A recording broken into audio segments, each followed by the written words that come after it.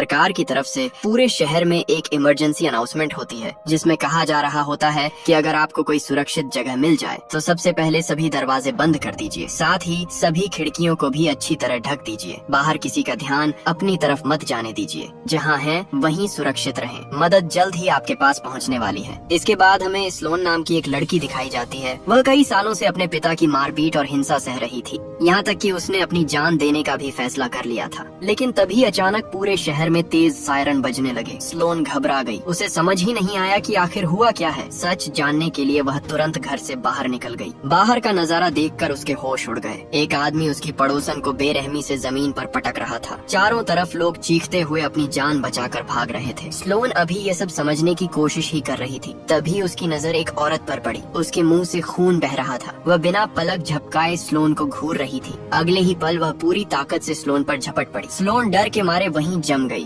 तभी उसके पिता दौड़ कर आए। उन्होंने तुरंत स्लोन को पकड़कर घर के अंदर खींच लिया और घर का दरवाजा बंद कर दिया। लेकिन खतरा अभी खत्म नहीं हुआ था। तभी किचन से शीशा टूटने की आवाज आई। उसके पिता किचन की तरफ भागे। वही खून से लथपथ औरत घर के अंदर घुस चुकी थी। वह कुछ पल तक दोनों को घूरती रही, फिर जोर से उन पर हमला कर दिया। स्लोन के पिता ने पूरी ताकत लगाकर उसे पकड़ लिया। दोनों के बीच भयानक संघर्ष शुरू हो गया। लेकिन मौका मिलते ही उस औरत ने उनके हाथ पर जोर से काट लिया। दर्द से वह बुरी तरह तड़प उठे। उन्होंने पास पड़ा कांच का एक बड़ा टुकड़ा उठा लिया और पूरी ताकत से उस औरत के शरीर में घोंप दिया। फिर भी वह नहीं रुकी। वह लगातार हमला करती रही। आखिर मजबूर होकर उन्होंने कांच का टुकड़ा उसकी आंख में घोंप दिया। इस बार वह हमेशा के लिए शांत हो गई। स्लोन यह सब अपनी आंखों के सामने देख रही थी। अब उसका हौसला पूरी तरह टूट चुका था। बिना कुछ सोचे वह घर से बाहर भाग गई। लेकिन उसे बिल्कुल भी अंदाजा नहीं था कि बाहर की दुनिया घर से भी ज्यादा खतरनाक बन चुकी है। सड़कों पर हर तरफ तबाही मची हुई थी। जो लोग कुछ देर पहले तक बिल्कुल सामान्य थे, अब वही लोगों पर टूट पड़ रहे थे। स्लोन को समझ आ गया कि यहाँ रुकना मौत को बुलाने जैसा है, इसलिए वह अपनी जान बचाकर भागने लगी। लेकिन तभी एक इन्फेक्टेड आदमी की नजर उस पर पड़ गई और वह पूरी रफ्तार से उसके पीछे दौड़ पड़ा। अपने पीछे आती डरावनी चीखें सुनकर स्लोन और भी घबरा गई। भागते भागते वह सड़क किनारे बने एक घर तक पहुंची। उसने दरवाजा खोलने की बहुत कोशिश की, लेकिन दरवाजा अंदर से बंद था। अब उसके पास कोई और रास्ता नहीं बचा था। वह तुरंत बाट फांद कर घर के आंगन में कूद गई। लेकिन वह इन्फेक्टेड आदमी अब भी उसका पीछा नहीं छोड़ रहा था। वह लगातार स्लोन पर हमला करने की कोशिश कर रहा था। भागने का कोई रास्ता नहीं बचा था। डर के मारे स्लोन झाड़ियों के पीछे जाकर छिप गई। कुछ देर बाद उसने धीरे से बाहर झांका। तभी उसने एक लड़के को अपनी तरफ आते देखा। वह कोई और नहीं बल्कि उसका हाई स्कूल का क्लासमेट रेक था। रेक के साथ उसका दोस्त लियो भी मौजूद था। तीनों ने देखा कि वायरस पूरे शहर में फैल चुका है। उन्हें समझ आ गया कि अब यहाँ रुकना बिल्कुल भी सुरक्षित नहीं है, इसलिए तीनों तुरंत वहाँ से निकल पड़े। जैसे ही वे सड़क पर पहुँचे, उन्होंने देखा कि एक महिला अपनी कार से बाहर निकल रही थी। लग रहा था कि वह किसी चीज से बचने की कोशिश कर रही थी। इसी वजह से उसका एक्सीडेंट हो गया था। ये शहर छोटा था, इसलिए उसके दोनों बच्चे जेनी और एलेक्स भी इन्हीं के स्कूल में पढ़ते थे। वे भी इन सभी के क्लासमेट थे। अब किसी के पास बातें करने का समय नहीं था। सभी लोग शहर के बाहर की तरफ भागने लगे। लेकिन वहाँ पहुंचकर उन्होंने एक और बड़ी मुसीबत देखी। पूरे इलाके में मिलिट्री ने कर्फ्यू लगा दिया था। शहर से बाहर जाने वाले सभी रास्ते बंद कर दिए गए थे। सैनिक किसी को भी बाहर नहीं जाने दे रहे थे।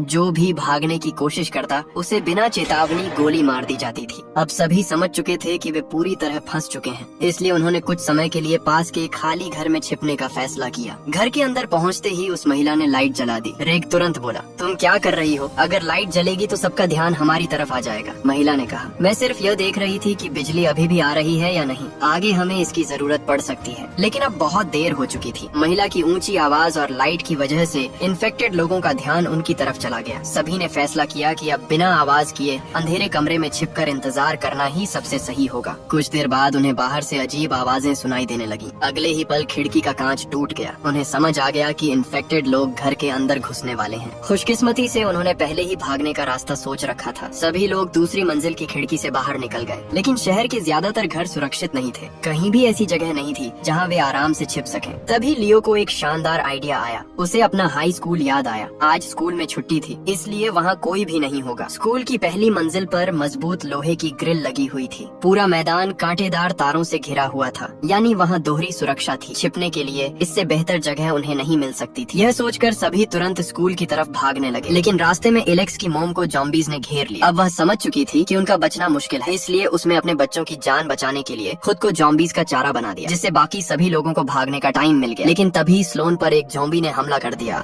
तभी रेग ने समय रहते उसे बचा लिया। स्लोन ने अपने शरीर पर लगे खून की बिल्कुल परवाह नहीं की। वह तुरंत उठी और पूरी ताकत से स्कूल की तरफ दौड़ने लगी। आखिरकार सभी स्कूल की बाड़ पार करके अंदर पहुंच गए। उन्हें लगा कि अब वे सुरक्षित हैं, लेकिन तभी उन्हें किसी के चलने की आवाज सुनाई दी। ध्यान से देखने पर पता चला कि स्कूल का सिक्योरिटी गार्ड अभी भी ड्यूटी पर था, यानी अब एक नई मुसीबत उनके सामने खड़ी थी। कुछ देर सोचने के बाद लियो ने फैसला किया कि वह खुद इस गार्ड से निपटेगा। बाहर हजारों इन्फेक्टेड लोगों का सामना करने से तो यह कहीं आसान था। उसने धीरे से दरवाजे का स्विच बोर्ड निकाल दिया, फिर बिना आवाज किए गार्ड की तरफ बढ़ने लगा। जैसे ही गार्ड ने हल्की सी आहट सुनी, वह तुरंत पीछे मुड़ गया, लेकिन इस बार लियो पूरी तरह तैयार था। उसने बिजली की तेजी से गार्ड को पकड़ लिया। लियो की इस बहादुरी ने सभी का भरोसा जीत लिया। अब हर कोई उसे अपना लीडर मानने लगा। उसके कहने पर सभी लोग तुरंत काम में लग गए। उन्होंने मेन गेट को टेबल, कुर्सियों और दूसरी भारी चीजों से पूरी तरह बंद कर दिया। फिर सभी दरवाजों और खिड़कियों पर पोस्टर चिपका दिए ताकि बाहर से कोई उन्हें देख न सके। लेकिन दूसरी तरफ स्लोन बिल्कुल चुप हो गई थी। वह डर के मारे एक कोने में जाकर बैठ गई। उसने अपनी बहन को आखिरी बार कॉल करने की कोशिश की, लेकिन नेटवर्क बार बार गायब हो रहा था। कॉल बिल्कुल भी नहीं लग रही थी। उसके कपड़ों पर हर तरफ खून लगा हुआ था। उसे लगने लगा कि शायद अब वह भी इन्फेक्टेड हो चुकी है। यही सोचकर वह अंदर ही अंदर टूटने लगी। तभी रेग उसके पास आया। उसने बताया कि उन्होंने इन्फेक्टेड कुत्ते को देखकर एक बात समझी है, सिर्फ किसी का खून लग जाने से इन्फेक्शन नहीं फैलता। इन्फेक्टेड बनने के लिए काटा जाना या गहरी चोट लगना जरूरी है। ये सुनते ही स्लोन ने राहत की सांस ली। वह तुरंत वॉशरूम गई और अपने चेहरे और शरीर पर लगा सारा खून धो डाला। फिर भी उसके मन में एक डर बाकी था। उसे यकीन नहीं था कि भागते समय कहीं उसे कोई चोट तो नहीं लगी। लेकिन इस अचानक आई तबाही ने उसकी जिंदगी पूरी तरह बदल दी थी। जो लड़की कुछ समय पहले अपनी जिंदगी खत्म करने के बारे में सोच रही थी, अब वही हर हाल में जिंदा रहना चाहती थी। उसी दौरान जेनी को कुछ साफ कपड़े मिल गए। स्लोन नहाने के बहाने बाथरूम चली गई। उसने अपने पूरे शरीर को ध्यान से देखा। खुशकिस्मती से उसे सिर्फ हल्की सी खरोंच मिली थी, कोई गहरी चोट नहीं थी। ये देखकर उसके चेहरे पर पहली बार सुकून दिखाई दिया। इधर बाकी लोग पूरे स्कूल की तलाशी ले रहे थे। कुछ देर बाद उन्हें अच्छी खबर मिली। स्कूल में पानी की सप्लाई अभी भी चालू थी। साथ ही खाने पीने का इतना सामान था कि सभी लोग 1 महीने से भी ज्यादा समय तक आराम से रह सकते थे। उन्हें लगा कि अब बस रेस्क्यू टीम का इंतजार करना है। लेकिन लियो को इस बात पर भरोसा नहीं था। उसने कहा,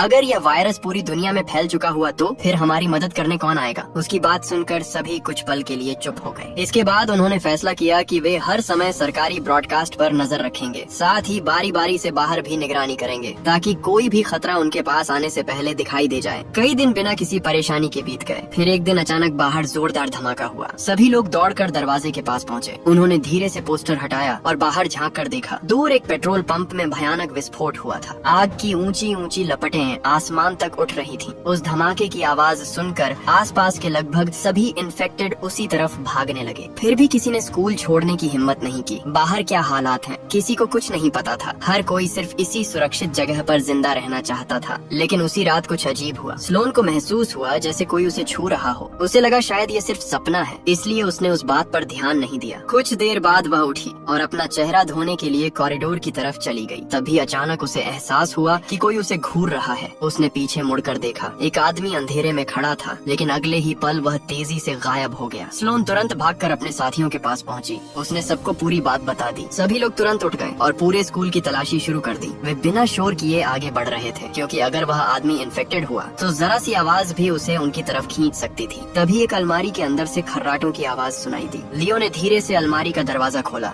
अंदर एक आदमी गहरी नींद में सो रहा था। उसके हाथ में एक पिस्टल भी थी। लियो ने फुर्ती दिखाते हुए सबसे पहले उसकी बंदूक छीन ली। बंदूक जाते ही वह आदमी घबराकर जाग गया। जब तक उन्हें यह यकीन नहीं हो जाता कि वह कोई खतरा नहीं है, वे उसे उसकी पिस्टल वापस नहीं देने वाले थे। उधर भूख से परेशान बूढ़ी मार्था ने बिना देर किए खाना खाना शुरू कर दिया। वह आदमी देखने में बिल्कुल सामान्य लग रहा था, लेकिन जब उससे पूछा गया कि वह स्कूल के अंदर कैसे आया तो उसने इस सवाल का जवाब देने से साफ इनकार कर दिया। ये बात सभी को बेहद अजीब लगी। अगर यह आदमी स्कूल के अंदर आ सकता है तो इसका मतलब था कि स्कूल की सुरक्षा उतनी मजबूत नहीं थी जितनी वे समझ रहे थे। और अगर एक इंसान अंदर घुस सकता है तो इन्फेक्टेड भी कभी न कभी अंदर पहुंच सकते थे। लेकिन स्लोन के मन में एक और सवाल चल रहा था। बूढ़े मार्था ने कहा था कि वह अभी अभी यहाँ पहुँचा है और उसे यह भी नहीं पता था कि स्कूल के अंदर लोग छिपे हुए हैं। लेकिन स्लोन को उसकी बात पर जरा भी भरोसा नहीं हुआ। उसे पूरा यकीन था कि रात को उसने जो परछाई देखी थी वह कोई सपना नहीं था। वह आदमी पहले से ही स्कूल के अंदर छिपा हुआ था और अंधेरे में बैठकर किसी मौके का इंतजार कर रहा था। हालांकि ये सिर्फ उसका अंदाजा था। उसके पास इसे साबित करने का कोई सबूत नहीं था। दिलचस्प बात यह थी कि लियो भी उस आदमी पर भरोसा नहीं कर रहा था। खाना खत्म होने के बाद वह उसे बाथरूम ले गया। बहाना था कि वह नहा ले, लेकिन असली मकसद उस पर नजर रखना था। जब वह आदमी नहा रहा था, लियो चुपचाप उसे ध्यान से देखता रहा। दूसरी तरफ एलेक्स भी स्लोन की बात से सहमत था। उसे भी वह आदमी शुरू से ही संदिग्ध लग रहा था, लेकिन रेग और जेनी का कहना था कि बिना किसी सबूत के किसी को दोषी नहीं ठहराया जा सकता। इसी बात को लेकर सभी के बीच बहस शुरू हो गई।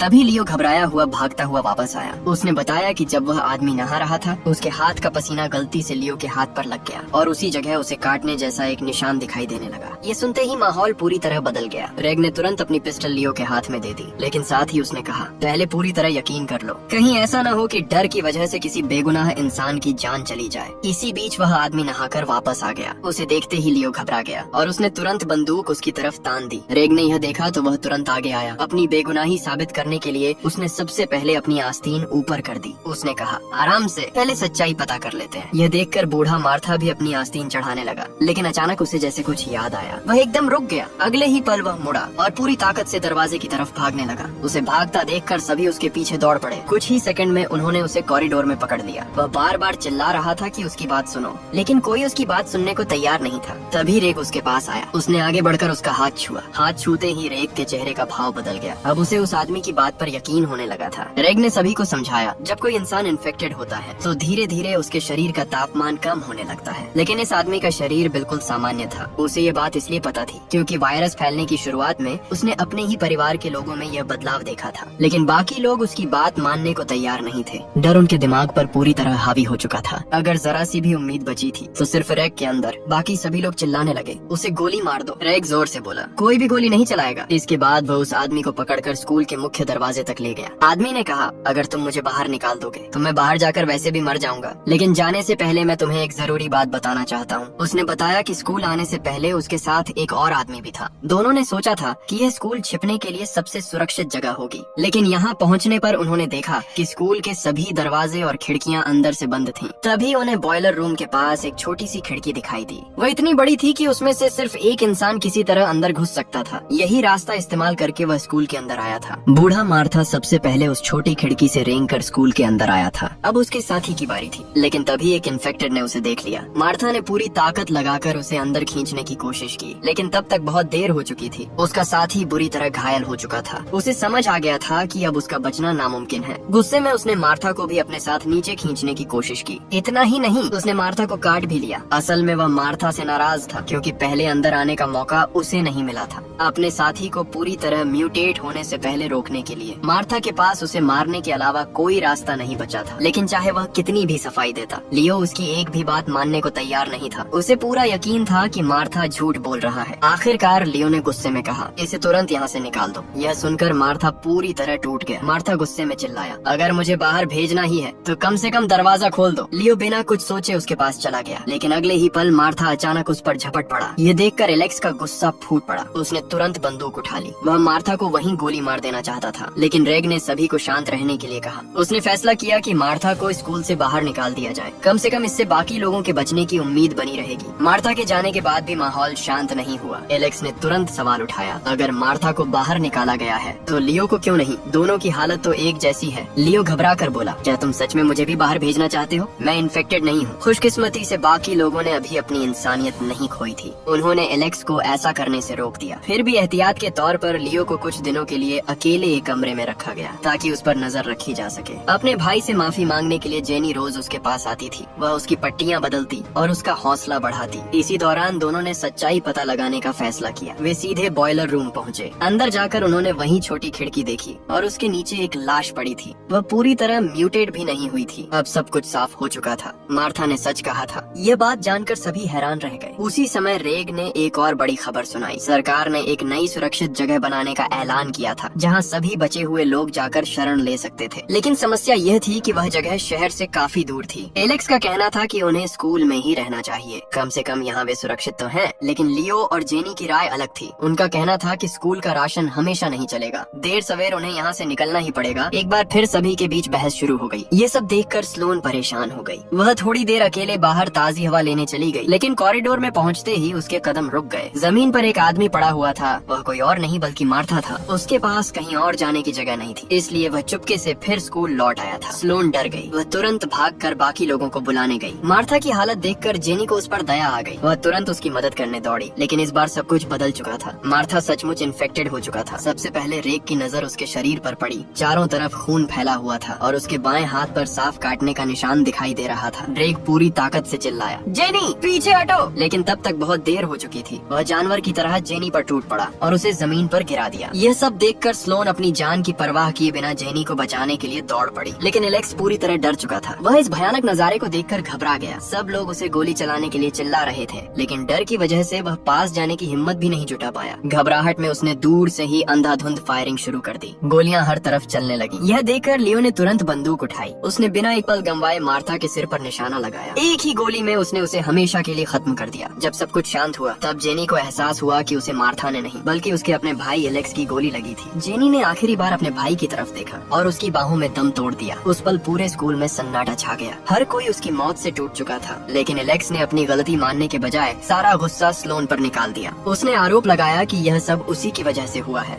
अगर वह वहाँ नहीं जाती तो जेनी आज जिंदा होती। स्लोन पूरी तरह बेगुनाह थी, लेकिन उसके पास खुद को समझाने की ताकत भी नहीं बची थी। वो चुपचाप कॉरिडोर में जाकर रोने लगी। तभी उसकी नजर जमीन पर पड़े एक मोबाइल फोन पर गई। पहले उसने उस फोन पर ध्यान नहीं दिया था, क्योंकि नेटवर्क वैसे भी काम नहीं कर रहा था, लेकिन इस बार उसने स्क्रीन पर एक मैसेज देखा। मैसेज उसकी बहन का था। उसमें लिखा था, मैं सुरक्षित हूँ, अगर तुम्हें मौका मिले तो मेरे पास आ जाना, फिर हम दोनों इस शहर को छोड़ देंगे। मैसेज पढ़कर स्लोन की आंखों में फिर से उम्मीद जाग उठी। रेग ने ध्यान से वह मैसेज पढ़ा। उसने कहा, ये मैसेज उस समय भेजा गया था जब यह तबाही अभी शुरू ही हुई थी। इतने दिनों में वहाँ के हालात पूरी तरह बदल चुके होंगे। लेकिन स्लोन ने जवाब दिया, मेरी बहन का घर वैसे भी उस नए सेफ जोन के रास्ते में पड़ता है। अगर हमें एक दिन यहाँ से निकलना ही है तो क्यों न पहले वहाँ जाकर उसे ढूंढ लिया जाए। कुछ देर सोचने के बाद दोनों उसकी बात मान गए। तीनों ने अपना जरूरी सामान पैक करना शुरू कर दिया, लेकिन एलेक्स अपने कमरे से बाहर नहीं आया तो उसने साफ मना कर दिया। स्लोन उसे मनाने के लिए उसके पास गई, लेकिन उसके कुछ कहने से पहले ही एलेक्स बोल पड़ा। उसने धीमी आवाज में कहा, मुझे माफ कर देना, मेरी वजह से मेरी अपनी बहन मर गई। मैं खुद को कभी माफ नहीं कर पाऊंगा। इतना कहकर उसने अपनी बंदूक उठाई और अगले ही पल खुद को गोली मार ली। एलेक्स की मौत के बाद टीम में सिर्फ 3 लोग बचे, स्लोन, रेग और लियो। तीनों ने हिम्मत जुटाई, अपना सामान उठाया और कई दिनों बाद पहली बार स्कूल से बाहर कदम रखा। बाहर अजीब सा सन्नाटा था। पूरा शहर वीरान दिखाई दे रहा था। जब वे सड़क पर पहुंचे तो उन्होंने देखा कि चारों तरफ इन्फेक्टेड जमीन पर पड़े हुए थे। ऐसा लग रहा था जैसे सब मर चुके हों। वे धीरे धीरे आगे बढ़ने लगे, लेकिन तभी अचानक एक तेज आवाज गूंजी। अगले ही पल जमीन पर पड़े सभी इन्फेक्टेड फिर से हिलने लगे। वे एक एक करके उठने लगे। स्लोन ने तुरंत अपनी बंदूक निकाली, लेकिन मैगजीन पूरी तरह खाली थी। अब उनके पास लड़ने का कोई मौका नहीं था, उन्हें सिर्फ भागना था। तभी रेग ने पास खड़ी एक कार का अलार्म चालू कर दिया। तेज आवाज सुनते ही सभी इन्फेक्टेड कार की तरफ दौड़ पड़े। मौका मिलते ही तीनों पूरी रफ्तार से वहाँ से भाग निकले, लेकिन उनकी मुश्किलें अभी खत्म नहीं हुई थी। कुछ ही दूर जाने के बाद उन्होंने देखा कि सामने वाली गली भी इन्फेक्टेड लोगों से भरी हुई थी। अब बचने का कोई रास्ता दिखाई नहीं दे रहा था। तभी लियो की नजर पास के एक घर पर पड़ी। वह तुरंत अंदर घुस गया। उसका प्लान था कि घर के अंदर से निकलकर कोई छोटा रास्ता मिल जाए, लेकिन जैसे ही दरवाजा खुला पूरे घर में तेज अलार्म बजने लगा। उन्होंने जल्दबाजी में अलार्म बंद तो कर दिया, लेकिन तब तक बहुत देर हो चुकी थी। आसपास के सभी इन्फेक्टेड उस आवाज की तरफ दौड़ने लगे। लियो समझ गया कि अब तीनों का एक साथ बच निकलना लगभग नामुमकिन है। कुछ पल सोचने के बाद उसने एक बड़ा फैसला लिया। उसने घर में आग लगा दी। फिर वह जोर जोर से चिल्लाते हुए बाहर निकला और जानबूझकर उल्टी दिशा में भागने लगा। जैसा उसने सोचा था वैसा ही हुआ। ज्यादातर इन्फेक्टेड उसी के पीछे दौड़ पड़े। यह देखकर रेग और स्लोन समझ गए कि लियो ने खुद को उनकी जान बचाने के लिए कुर्बान कर दिया है। भारी दिल के साथ दोनों वहाँ से भाग निकले और आखिरकार स्लोन की बहन के घर पहुँच गए, लेकिन वहाँ पहुँचकर उनकी उम्मीदें टूट गईं। घर के सभी दरवाजे और खिड़कियाँ अंदर से बंद थीं। दोनों ने पूरे घर का चक्कर लगाया। तब उन्हें दूसरी मंजिल की एक खुली खिड़की दिखाई दी। वे लकड़ी के तख्तों का सहारा लेकर ऊपर चढ़ गए। फिर दोनों अलग अलग कमरों में तलाश करने लगे। कुछ ही देर बाद स्लोन को अपनी बहन मिल गई, लेकिन उसे देखकर उसके पैरों तले जमीन खिसक गई। उसकी बहन भी अब इन्फेक्टेड बन चुकी थी। अगले ही पल उसकी बहन उस पर झपट पड़ी। स्लोन पूरी तरह टूट गई, लेकिन अगर वह कुछ नहीं करती तो उसकी अपनी जान चली जाती। आंसुओं के साथ उसने कांपते हाथों से